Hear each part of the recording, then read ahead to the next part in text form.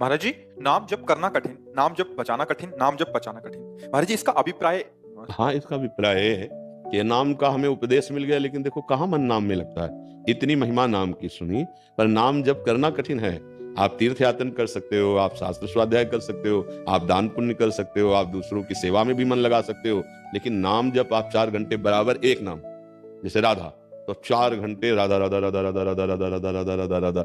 हमें तो अभी 24 घंटे पहुंचना है निरंतर, पर 4 घंटे 24 घंटे में आप देखो निरंतर करके मन जो है वो आकाश पाताल की एक कर देगा। आप देखो तो जप के थोड़ी देर राधा नाम जपा, थोड़ी देर ये किया, थोड़ी ऐसे तो लग जाएगा, लेकिन 4 घंटे 3 घंटे 2 घंटे या 1 घंटे कुछ नहीं बोलेंगे, केवल राधा राधा राधा राधा। अब करना कठिन, तो भजन करना कठिन।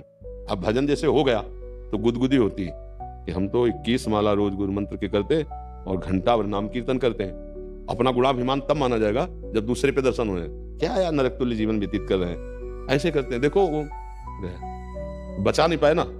जब ये बात आ गई कि अरे हम क्या भजन, अगर हमें करना होता तो पहले कर लेते, ये तो गुरु कृपा से हो रहा है, ये तो श्री जी की कृपा से हो रहा है, तो वो बच गया।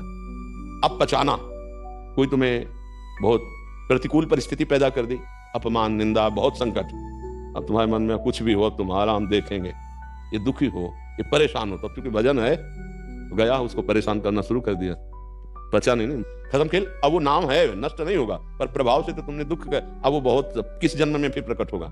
इसलिए नाम करना जब करना कठिन, उसको बचाना कठिन, उसको बचा के पचाना कठिन। कोई गाली दे रहा, अपमान कर रहा है, दुख हम सह लेते हैं, वो गाली दे हम सह लें, हाँ यही तो हमारा पचाना भजन का हो जाएगा।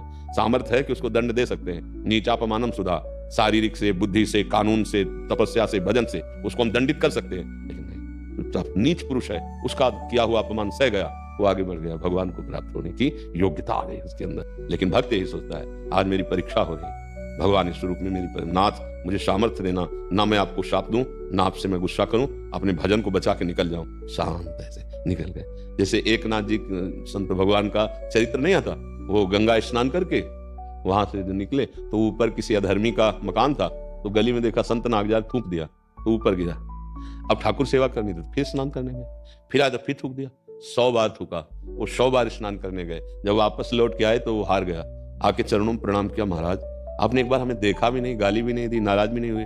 बोले भैया तुम्हारी तो बड़ी कृपा हम पे हुई। बोले 100 बार हमने थूका, तो बोले जो स्नान हम 100 दिन में कर पाते, आज आपकी कृपा से एक दिन में 100 बार स्नान हुआ, ये तो आपकी कृपा हुई, ये क्रोध नहीं, ये तो आपने हम पे कृपा की। ये देखो, ये है साधु की सोच, जिसका भजन पच गया है, जिसने अपने भजन को बचा लिया है। अगर अपने लोग होते 1 बार 2 बार, तो ये हमारी कच्चाई है। वो सदा सदा के लिए संतों से द्रोह करना छोड़ दिया। देखो क्षमा कितनी बलवान, कि रो पड़ा, महाराज मुझे पता नहीं था कि ऐसे संत कृपाल होते हैं, कभी किसी संत का अपमान नहीं करेंगे। अगर वो द्रोह कर देते तो उसका और बढ़ जाता, क्योंकि दुष्ट तो था ही, लेकिन सह गए, तो ये सहनशीलता उसका परिवर्तन कर दिया। ये भजन करना कठिन, करके बचाना कठिन, बचा के पचाना, ये तीनों बातें सत्संग से हो जाती है।